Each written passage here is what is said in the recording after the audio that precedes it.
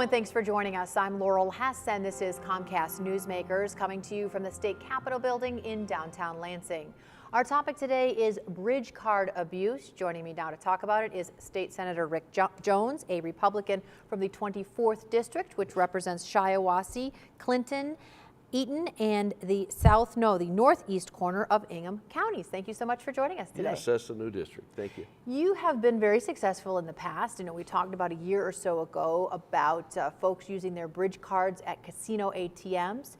You were able to put a stop to that and have been sort of on the warpath, if you will, ever since, trying to continue and stop abuse in other places as well. Well, we found out just one casino in Detroit took in $87,000 from bridge cards over a year period. So I was successful last session in getting a block put on all the ATMs at the casino. They won't accept a bridge card.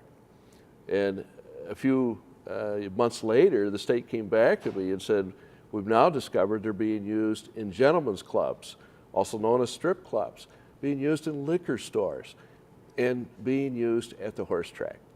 So working with some other colleagues, we were able to successfully pass legislation to block those areas also.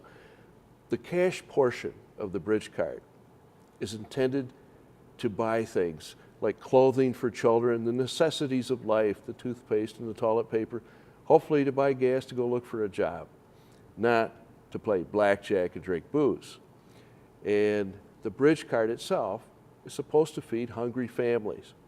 Now, as a foster grandpa, my daughter takes in foster children who've been abused.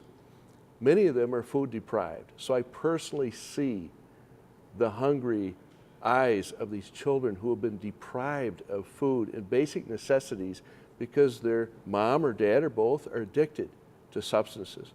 So I feel we must do everything possible to block this horrible abuse of tax dollars and make sure those cards are feeding children and buying those necessities.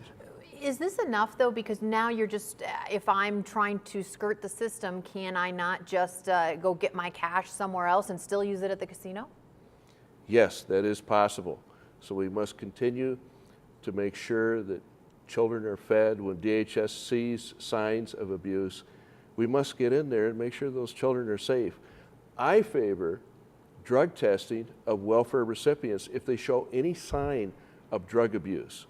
When the DHS agent is setting up their card, they should look for that. And if they see it, there should be a test. Why put cash on the card at all? Why not just say this card can be purchased for certain items, food, clothing, gas? Why give somebody cash? Because you really could get cash from anywhere and spend it on any inappropriate thing.